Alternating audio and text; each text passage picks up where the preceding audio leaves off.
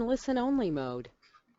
Okay, good morning everybody. It's great to see so many of you here with us. We've got a few people still joining the webinar, so we'll have a bit of a slow start. We've got a bit of housekeeping to do anyway. Happy New Year to you all. My name's Jack Turner. I'm Marketing Manager for Protel Associates. And welcome to this. It's our first webinar, Win More Business, Strategies for Selling into Capex Projects, a 7-step plan. As I said, I'm Marketing Manager for Protel, and I'm joined today by Donal and Tony. Hi guys, how are you doing? Good morning. Our speaker today is Donal. Donal's based in Ireland, in Cork specifically. He's been in technical sales roles for 25 years. He's worked in a range of industries, concentrating mainly on pharma and biotech. And over the years, he's developed an extensive network of contacts across the pharma industry, but also sort of medical devices and the food and beverage industries, both in Ireland and the UK. Tony's been at the helm of Protel since the beginning and knows really everything there is to know about our project coverage and our systems. So you may have recently read his article on our blog, protelprojects.com/blog. Analysing sort of upcoming procurement trends to watch out for in the processing industries in 2016. Tony's here really just to give us his expertise for the Q&A section and allow us to sort of apply the Protel context of our project bulletins fully to the strategic framework that we're outlining in the presentation today. So an important part of this process really is the question process. You know, we want this to be interactive, so feel free to participate. And the way to do that is to use the question pane over on the right-hand side of your screen on the GoToWebinar dashboard. As time allows, we'll get to as many questions as we can, and I'll be interrupting Donal with your questions sort of as and when I can.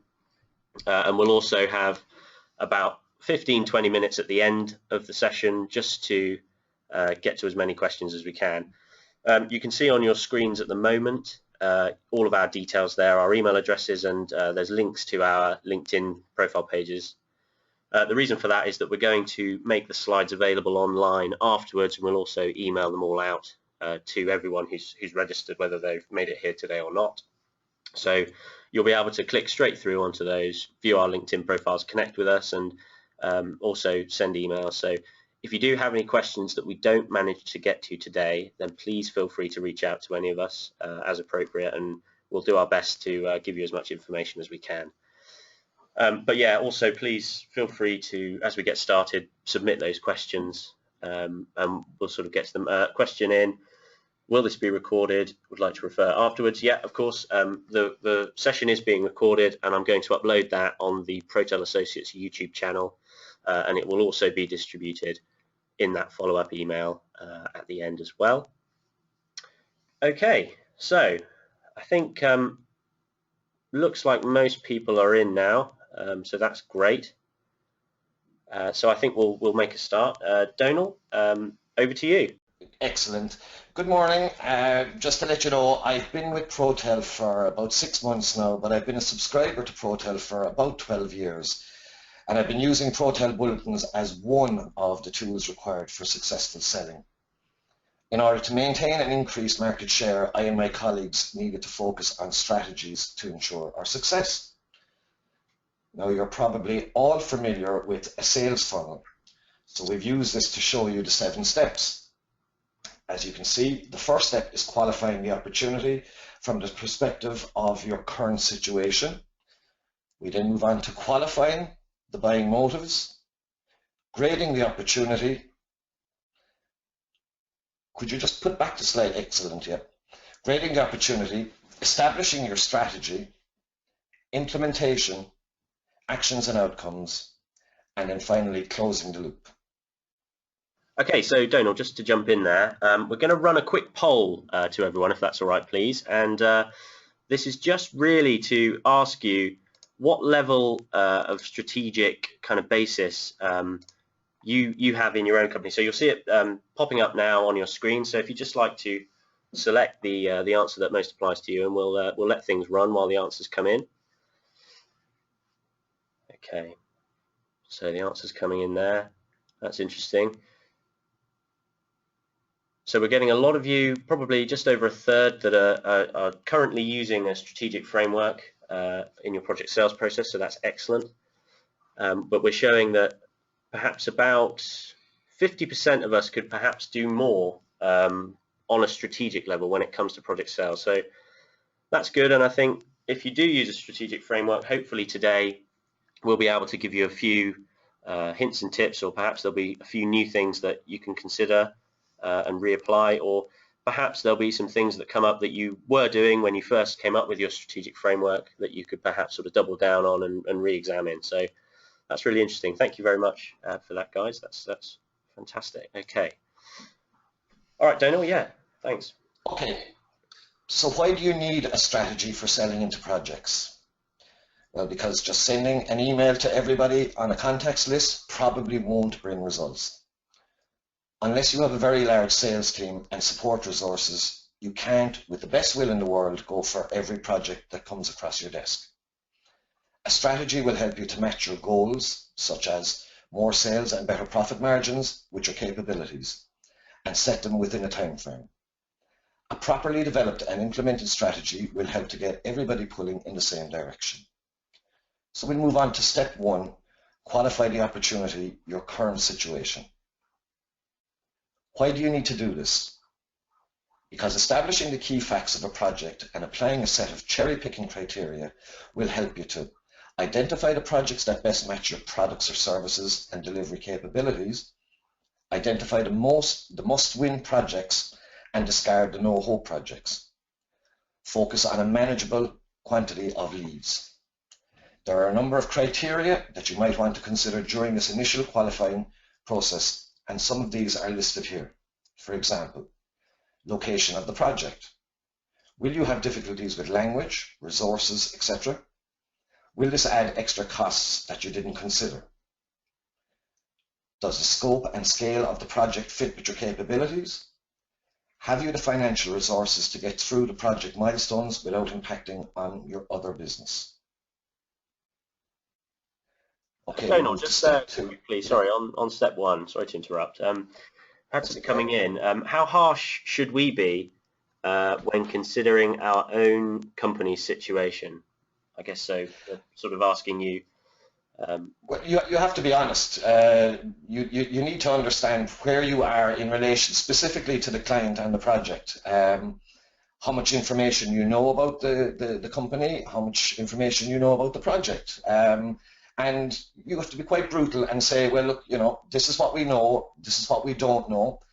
You then have to figure out, can you get more information prior to tendering for that project? And we'll show you that in the future steps as we go through it. Fantastic. So you're sort of saying that it's important at this early stage in the funnel, i.e., the first step of this 7-stage process, to be really honest with yourselves and honest with the opportunity. Yeah, great. Thanks. Yeah, and you've got to gather all of the opportunities, but know when to discard them. Not every project will fit with your own company's requirements or your capabilities. Great, thanks. Okay, so we'll move to step 2, which is qualifying the opportunity, buying motives.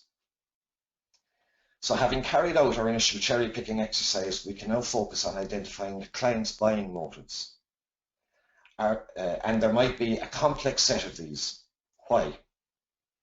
Because the second process of qualification will help to further shine a light on opportunities where there's a strong chance of a win, compared with others where there might be little hope of success. For example, how difficult will it be to push out an incumbent supplier? Do you know where any internal resistance will come from within the client company? What is the client looking for in terms of cost, value, timescales, openness to new technologies, etc.? By doing this, you can better match the presentation of your product or service and their features and benefits to the perceived requirements of the client, and help you to develop a way in which you intend to present to them. For example, look to develop a bespoke presentation tailored for each potential project and client. Use examples that are relevant and focus on similar successful projects undertaken by you. So we'll move to step 3, which is grading the opportunity.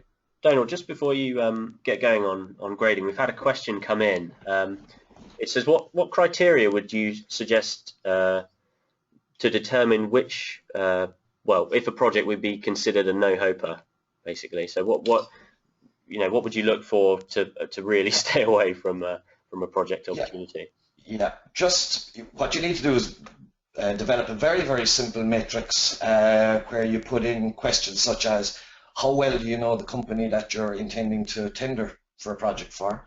How well do you know the contacts within it, and not just contacts that are attached to the project. If you know people who aren't specifically attached to the project, they can be a great help. And we'll speak about these people after. I would call these the coaches. These are the guys that they'll invest some time to get you the results that you're looking for within that company. So you use a very simple 1 to 5, 1 being nothing about the company or contacts within it, and 5 would be that you know a hell of a lot about it.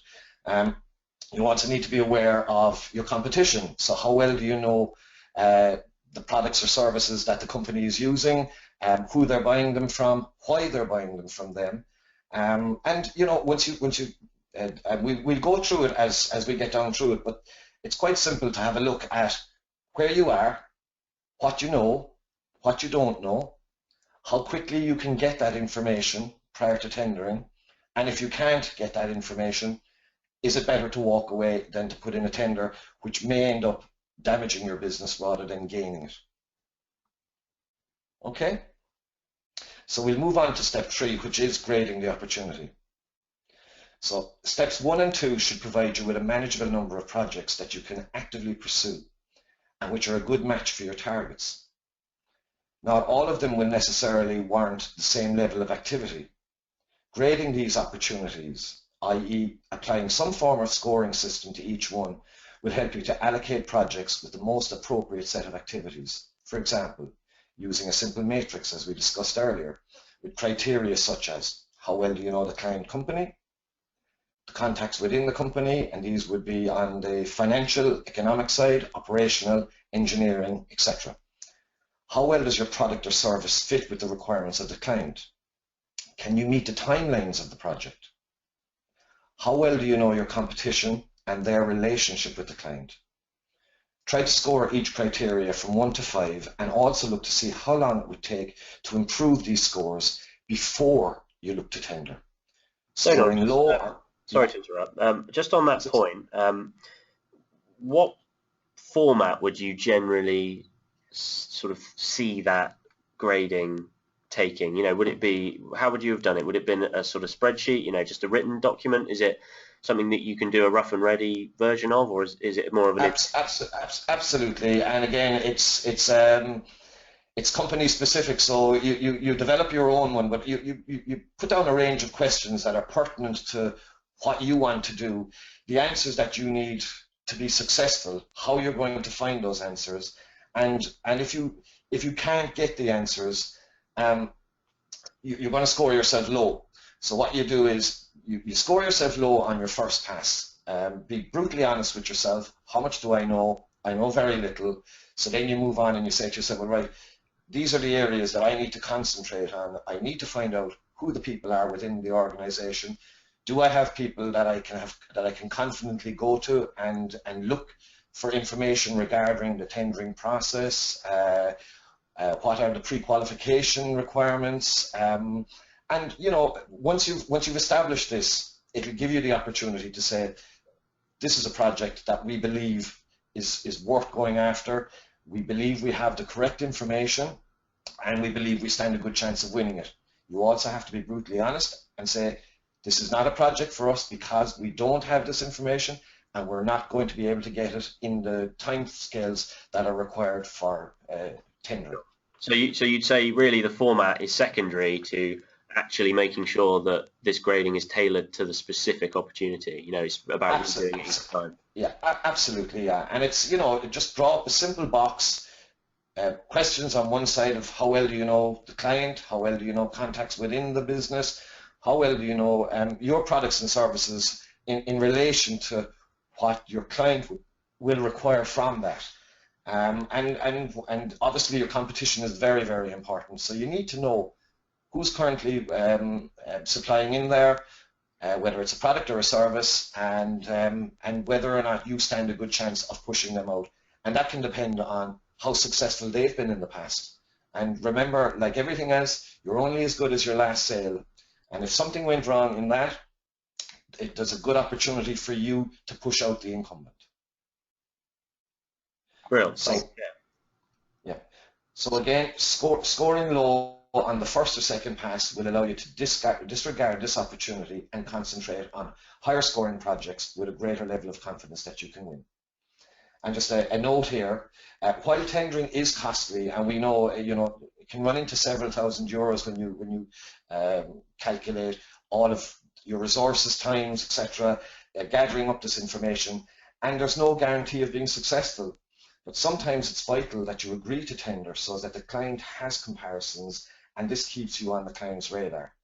This allows you to develop a relationship between projects, which is very important. So can we move to step 4, which is establishing the sales strategy. You should know by now which projects you're going to target, and in broad terms, the level of activity that you're going to allocate to them.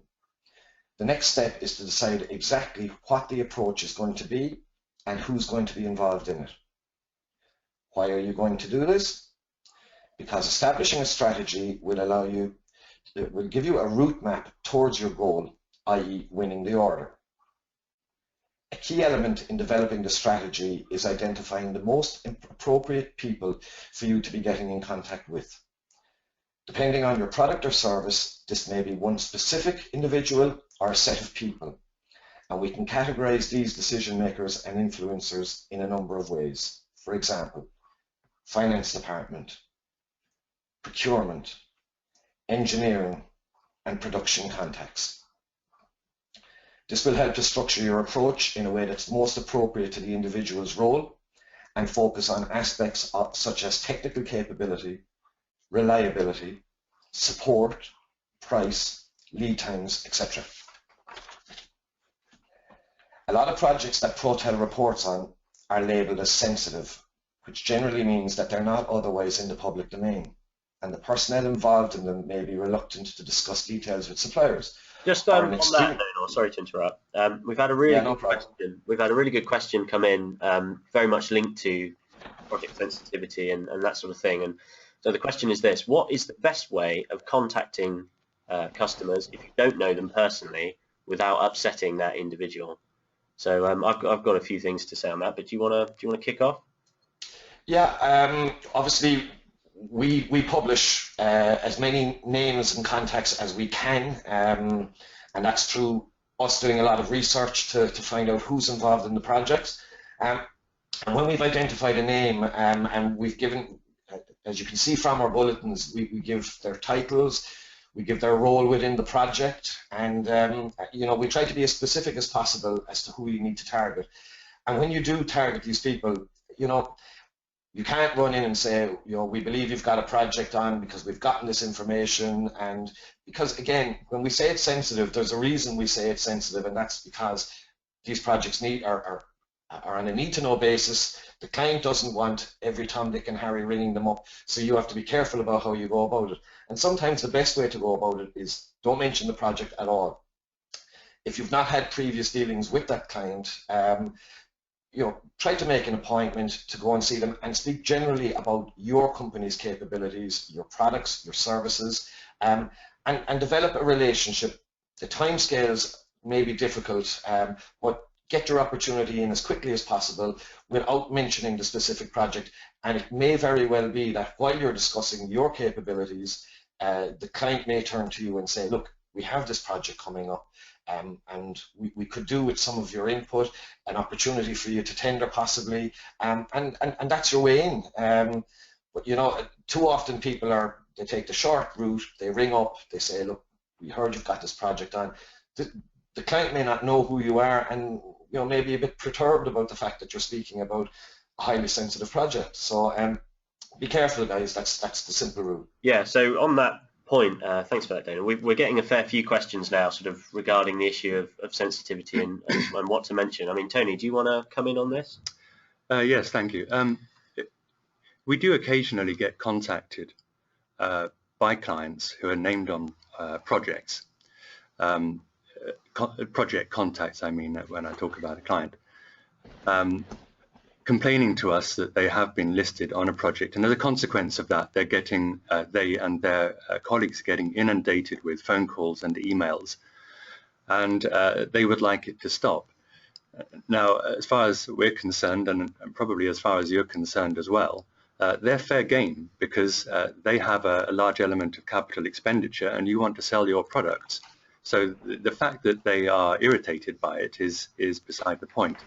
But the question that we've just had in, which I think is quite a crucial one, is do we mention Protel when contacting these people, or the source of the information?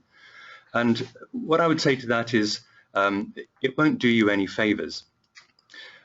And what's likely to happen is, if you get into a discussion, if you're smart enough and fortunate enough to get hold of the people you want to get hold of, you really need to be controlling that conversation and making the best of your opportunity. So to mention that you have a report from Protel about their project, when they think that their project ought to be confidential, that's going to start you being taken down a road that you really didn't want to be taken down, of answering questions as to how did you get this information, who are Protel, how did Protel get this information, when all you're really trying to do is get your foot in the door and try to sell your products or services. So try to think of some other imaginative answer to that question of where did you get the information. But probably better still, don't even mention that you know about a project. There are lots of things you can do, and Donal is going to come on to that a little later in one of the further steps. Yeah. In terms of sensitivity, which is, I know, a fairly big issue on projects, we could cover an entire webinar. In fact, we may well do that in the future. We may cover an entire webinar on the issue of sensitivity and how to deal with it. The main reason that we mark a project as sensitive is that our research team, in trying to get hold of the information, have experienced that sensitivity. And so if they do, the chances are that you as suppliers also will. And in many cases, particularly where the projects are at an early stage, there aren't that many people who know about it at that stage. And that can raise the hackles on people if they think that it's confidential, and all of a sudden they're getting a lot of people contacting them about it. But Donal, I'll pass back over to you, because I know you're going to cover that a little bit more later on. Absolutely. And in fact, look, what I was going to say there was that, this doesn't mean that there's nothing you can do. For example, you can look at the vendor approval process.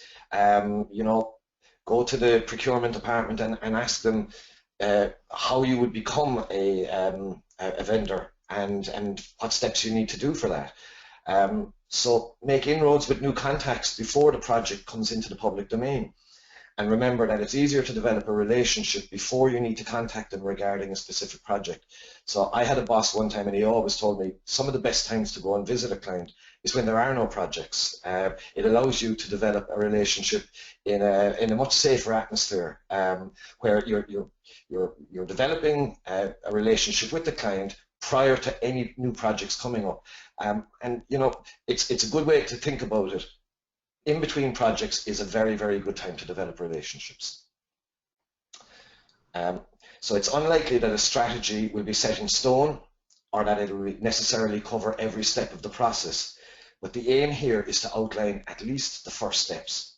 You might need to develop and amend the strategy as you start to implement it, and we'll come back to this in step 6. So we'll move on to step 5 now, which is implementing your sales strategy. By this stage, you should know which projects you're going after and how you're planning to approach them. The key to implementing the strategy is ensuring that you have someone with overall responsibility for seeing it through, and making sure that everyone knows what needs to be done, who's going to do it, and when. Why? Because this will help everybody to know what's expected of them and what resources they can rely on, and provide a central progress reporting structure. Donald, sorry, just on the sort of area of getting that sales strategy together, we're getting a lot of questions in now, which are all really excellent questions about, specific strategies for dealing with receptionists, telephone work, that sort of thing. And what I would say is that that's a really excellent area for us to talk about, but I don't think we're going to fit in enough of that today to sort of do it justice. So what I would say, if you're having specific issues getting through and sort of negotiating gatekeepers, that sort of thing, then feel free to reach out to your account manager at ProTel to arrange a sort of more tailored training session, because we've got to be very generic today and kind of talk about strategy on a fairly broad macroscopic level. So reach out to your account manager. If you're in the UK or Ireland, then that's Debbie Brune, and use the details on the slides to reach out to her.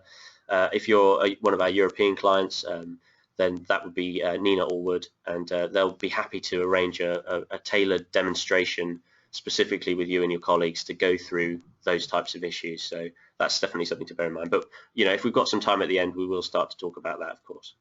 Yeah, thanks, Daniel. Okay. So by this stage, you should know which projects you're going after and how you're planning to approach them. The key to implementing the strategy is ensuring that you have someone with overall responsibility. I think I may have covered this already, but look, because this will help everybody to know what's expected of them. In some cases, the strategy will be fairly complex, involving numerous different individuals. For example, putting together vendor approval documentation may involve people from departments such as production, finance, quality assurance, and human resources. In other cases, the strategy might involve just one person, a field sales engineer, for example. In either case, the principles are the same. A centralized CRM system will probably be the minimum tool necessary for setting the activities, responsibilities, and providing the reporting systems. It goes without saying that it's crucial that everyone who's going to be involved in implementing the sales strategy has access to this and knows the right way to use it. As part of the implementation process, it can be useful to revisit your sales tools to make sure that they're on message. All too often, the same old presentation material is rolled out without making sure that it matches the buying motives identified in step 2, or the decision maker or influencer's role that is identified in step 4. Focus on what's important to the client. We know that in many cases, salespeople call or email contacts listed against projects, even when they're marked as sensitive, and open by saying that they've received details from a project from ProTel.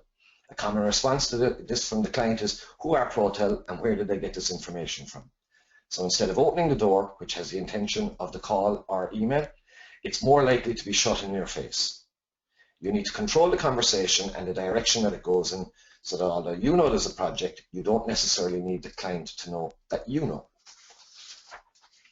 So we can move on to step 6. Okay, sorry, Daniel. We're just going to run another quick poll for everyone, please. So if you wouldn't mind just getting your fingers at the ready, let's launch that now. So the question is thus, do you currently use CRM system as part of your sales process? Very simple yes or no question. But we just thought it would be good to get a sense of what the sort of take-up is on CRM. We're running that now, so let's see. Results are coming in.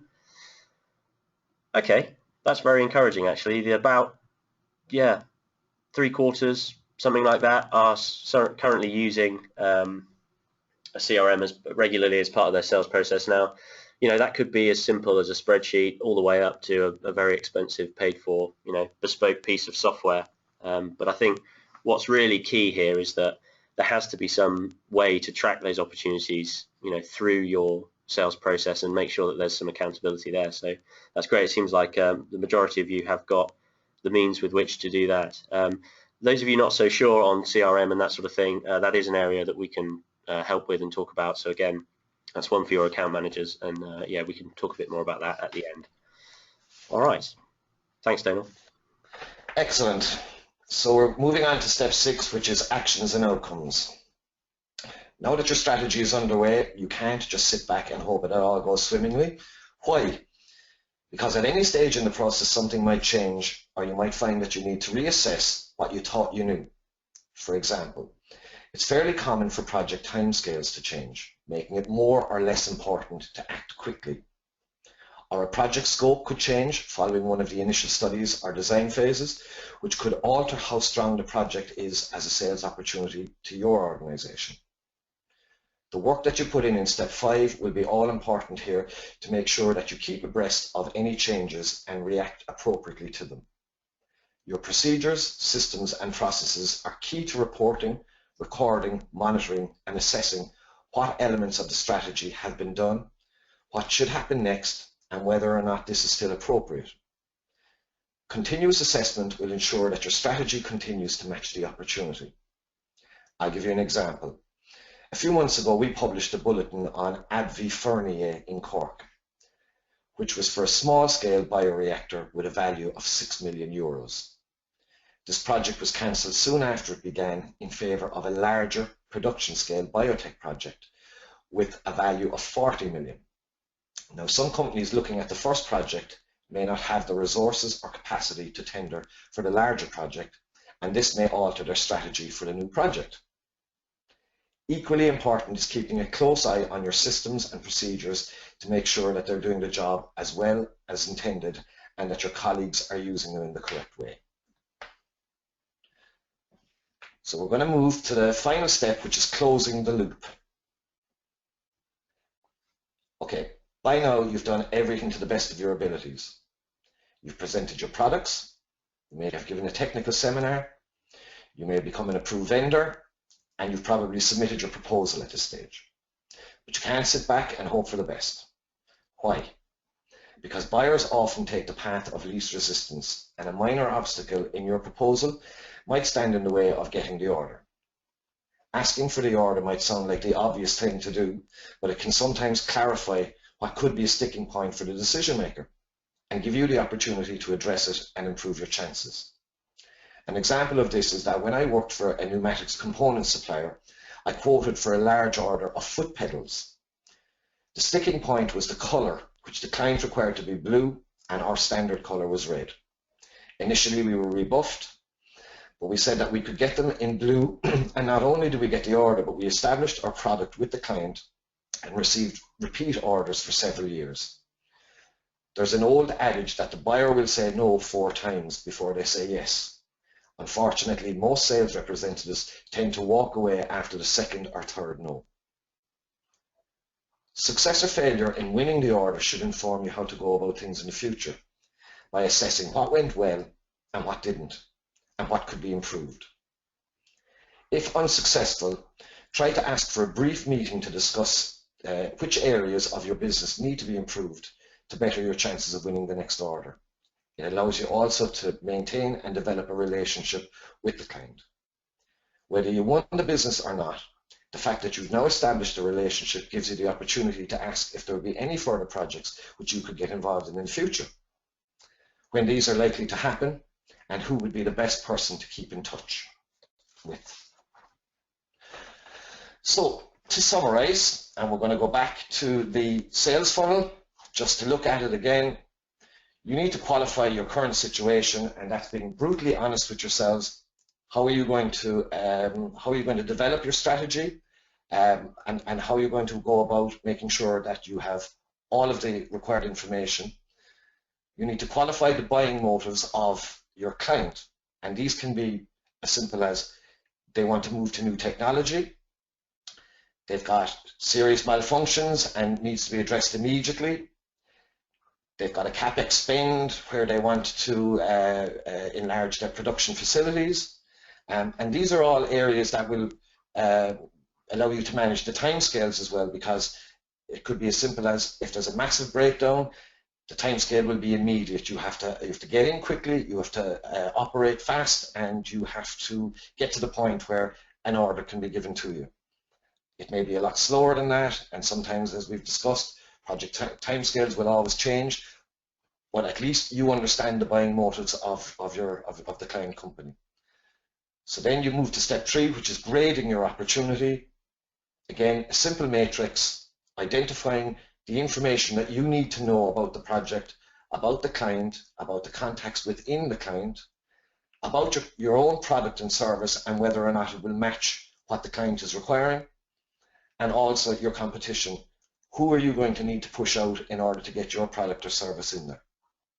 You then move to step 4, which is establishing your strategy, the people who you require within your own organization in order to fill in all of the blanks, understanding the project fully, and allowing you to present a detailed tender document which will give you the opportunity to win the order.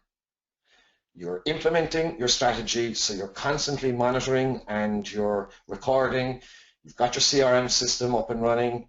People are connected within your organization to it, so they're happy that they know what they have to do. They know when they have to have information back to the lead, and the lead is very, very important here. So you pick your lead within your organization, and that person sets out the timescales that are required for everybody to get information back in order to develop a decent tender document. Your actions and your outcomes are following that. So once you've put in your tender documentation, you continue to liaise with the client company, and you make sure that you're not discarded at the first pass. So that may require you to go back in and change some of the details. There may be slightly more product involved or slightly less product involved. They may require your service for a longer or shorter period of time. And they may have come back to you and said that you're 10% out. Can you reduce? And how do you do that? This will be done in your actions and outcomes. You're closing your loop then at step 7, which is going and asking for the order. And the amount of times that I've talked to people who said the hardest part is going in and asking for the order. To be honest with you, it's the most important part. Go and ask and find out where you're being rebuffed, and do you have an opportunity to change that situation so that you can go back in with a revisal and say, look, this is what we can do for you now. So once you've done all of that, guys, happy hunting for 2016. Good man. Thanks very much for that, Donal. Okay, so no problem. I think we'll move over into our question section now. We've got hopefully about 20 minutes, which is great. We're getting lots of questions in. So guys, if you want anything answered, please feel free to use the question pane now, and we'll have a leaf through and answer what we can. We'll get back to you all individually if you do ask a question and we don't really have time to cover it today. We're sort of, yeah, we're sort of happy to answer anything, but you know, due to time constraints today and the sort of general focus of this webinar, we're going to have to keep things pretty general. So I hope you can appreciate that. Yeah, feel free to connect with us and reach out via email or give us a ring. The number's on the next slide as well. And all the slides will be made available and emailed out after the conclusion of the webinar, and we'll also upload that recording, so everything will be there to review. Okay, so questions. We've got some good ones coming in.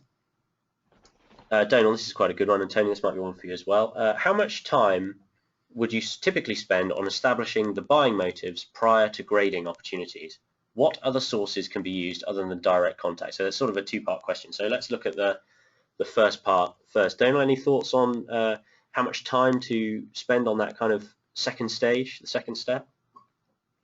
As much as is necessary, to be honest with you, but again, you have to understand the timescales of the project. And we list a schedule on our bulletins, and that schedule should be your driver. If we're saying that, you know, an initial front-end study is being conducted, that gives you an opportunity to go and address your issues, such as how many people do I know within the client organization, and what kind of information can I get from them in relation to the project or the proposed project.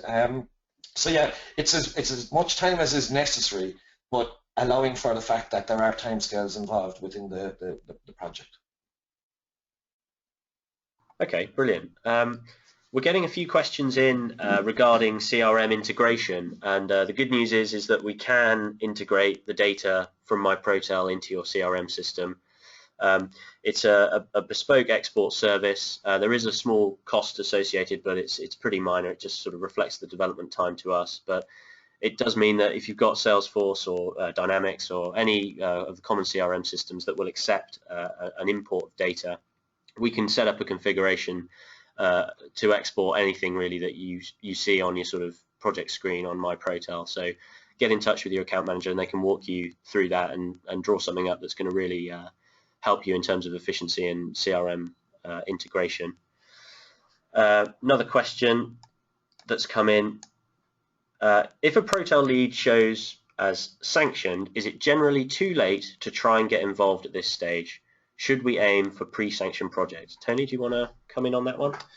Yes, well, not necessarily. A project that's sanctioned, what we mean by pre-sanctioned and sanctioned is that although there may be budget in place for the initial study work, a concept, a feasibility, front-end engineering design, there isn't necessarily yet the full funding in place to press the go button to start a project underway. So that's our definition of pre-sanctioned and sanctioned.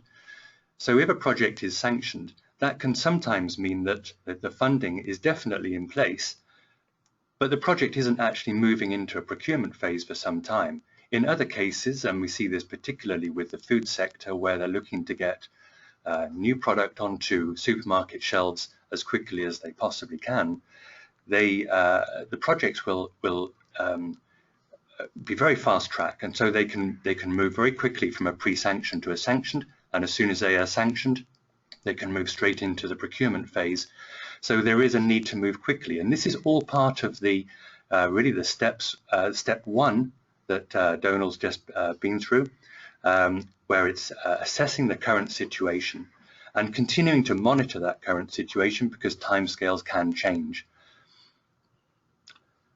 Okay, great. Thanks, Tony. Some other ones coming in here. Excellent. We've got this one here. Is there a way of finding engineering contractors who are working on the job? Tony, do you want to jump?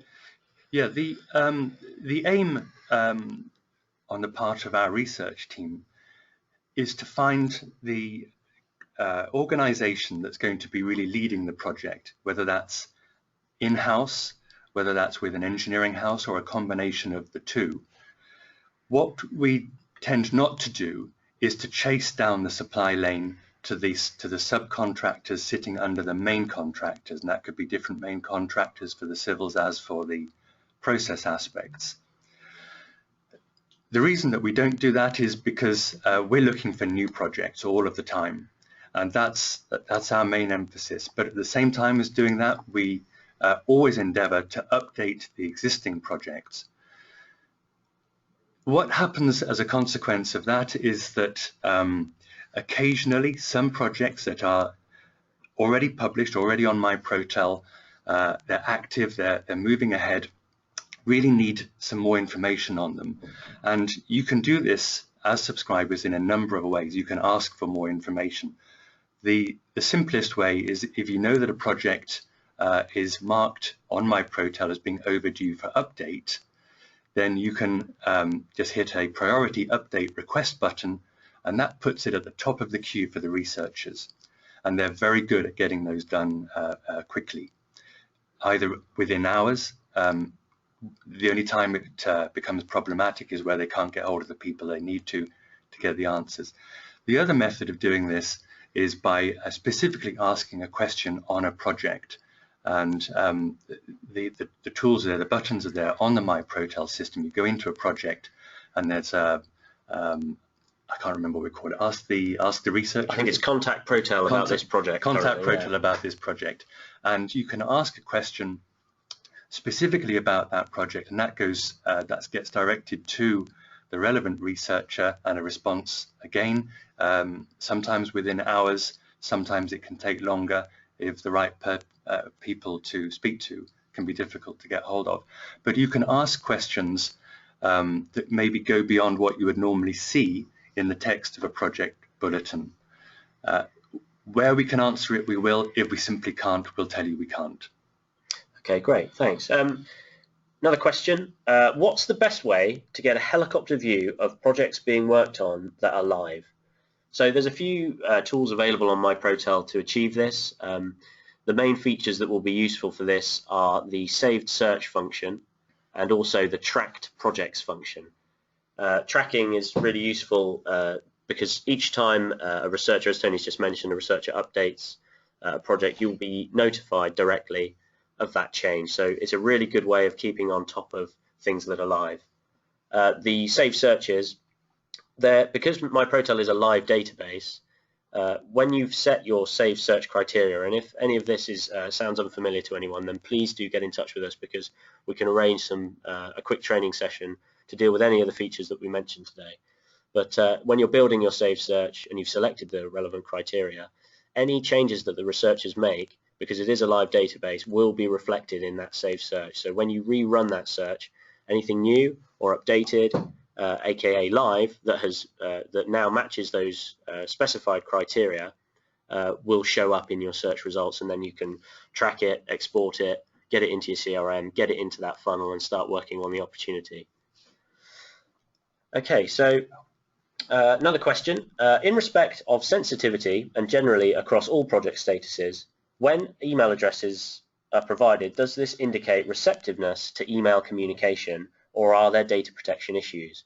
Regulations can differ in various countries. That's a great question. Tony, do you want to come in on that? Yes, we put in a lot of effort over the past 18 months particularly to get email addresses for the contacts listed on project bulletins. And we now have 80% of those contacts on active projects with email addresses. But this doesn't mean that these people are happy to have emails. It just means that we've been clever enough to get their email addresses. And we have really quite a sizable team now busying themselves getting these email addresses. We have a process of continually checking them and updating them and replacing those email addresses with new ones, which is something we're finding more often these days, is that in order to stop unwanted emails, companies are changing the structure of their staff email addresses on an ongoing basis, which just makes it harder for everybody. But the fact that we're giving an email address doesn't mean that that person has said, yeah, fine, I'm happy to get lots of emails. So it needs to be used carefully, judiciously, and in the right way, and particularly not by saying that you got the email address from Protel. That won't do anybody any favors. Very good. So I think that's generally a theme that's coming up, is, you know, don't mention the source, keep things general and generic, and really there's very little reason most of the time to mention the project opportunity specifically. Absolutely, and you know, you just have to be aware that you don't need to send details of the Protel bulletin, and I've had one or two people come back to me and say, look, we actually have a copy of the bulletin. There's no requirement. This is your sales tool. It's not the client's. It does no good for the client to have this information. It does you an awful lot of good, and it's your tool. You use it wisely. With regard to the emails, yes, we do publish email addresses. Be a little bit generic about it when you're contacting people using the email. And one of them is, I worked for a very successful pneumatics company, and they had a policy of gently, rather than doing a large mail shot, if we knew about certain projects, we would just target the project contacts with information that was relevant to the project, but not necessarily mentioning the project. Gives people an opportunity to look at a product or a service, bearing in mind that they know that they may be requiring to utilize this product or service in the very near future for an upcoming project. Okay, Donal, this is one here for you, which is quite a good question. Is it ever advisable to show up on site without any previous knowledge of the contacts or an appointment? I bet you've turned up a few times knocking on doors, haven't you, Donal? Yeah, you know, there's cold calling, there's lukewarm calling, and there's hot calling. You know, hot calling is effectively when you're being asked to come in to look at pricing for something. Lukewarm calling is where you've developed even the smallest little bit of a relationship where you can go and see somebody. But it's always advisable to look for an appointment. it's courtesy and manners to set an appointment. But sometimes you've set an appointment with one client and you've driven into a large industrial estate and you've seen a number of potential opportunities with certain production facilities, whatever. No harm to call into reception. And you know, salespeople can be charming. A good way is to, we all know that the reception is the gatekeeper, and sometimes it's just good to call in and say, look, you know, I was in the area, I want to leave this, who's the appropriate person to give it to? They'll give you a name, and they may not necessarily give you the telephone details or email addresses, but once you have a name, put it into LinkedIn or contact Protel and ask, do we have further details on this person? And you know, we'll do our best for you. Very good. Thanks for that, Daniel. I think, yeah, there's a general theme sort of developing, really dealing specifically with getting through to preferred contacts. And so there's one here. I've got a name. I know there's a project that exists because presumably this person's found it on the system. The receptionist still refuses to put my call through. What would you do? Daniel, any thoughts? Would you sort of go down the social media route, sort of look at those alternative channels, LinkedIn, that sort of thing? Absolutely. I'll be honest with you. As I got more and more into LinkedIn, I found that there's a lot of contact gathering, okay, and people like to see that they've gone over the 500 plus or whatever it is, all right. But generally, when somebody connects with you on LinkedIn, it's because they believe that there's a possibility of peer-to-peer relationship. The receptionist may be actually overactively protecting the people that she's working for, and you know, find a back door. Sometimes when you need to contact a specific person, the best thing to do is, if you know somebody else within the organization, and you know, one of the slides mentioned about the buying influences, and you know, every factory, every production facility will have somebody in there who's receptive to you. They may not necessarily be attached to the project, but they're the people who you can go and visit. The receptionist will have no problem with you seeing this person if you have an appointment, and then once you're in, ask that person to introduce you to the person you really need to connect to. Brilliant, thanks, Daniel. Okay, well, I'm very conscious of the time. We're coming up on the 1 hour mark. So anyone whose question we didn't get to, apologies for that. This is a starting point for us, and we're going to be running additional webinars this year. So keep looking towards our social media and our website and that sort of thing, and we'll keep you posted. But what I would say is that anyone who we didn't get to today with your question, we will reach out to you after the webinar is finished and get in touch just to see if there's anything we can give you to help answer that question. So we're always putting analysis and insight over on our blog, protelprojects.com/blog. There's some really good articles in there which may help with your planning for the upcoming sales year. So feel free to head over there. They're all free and available. So please have a read. We are running another webinar in February, and that's more specifically toward MyProtel, our project database system, and the best way in which to use that system to get the most out of your subscription. So if you did have questions today around contacting site directly, getting through gatekeepers, that sort of thing, then that's the webinar for you, and we'll be making lots of noise about that once we've set a firm date, but it's going to be probably beginning to mid-February. So that's it. Thank you very much, everybody, for your time. Thanks, Donal. Thanks, Tony, for joining us today. It's been really useful. And yeah, this is the first of many to come, so watch this space. And we wish you all the best for 2016, and we hope to hear from you soon. Okay. Goodbye, guys. Talk to you again. Goodbye.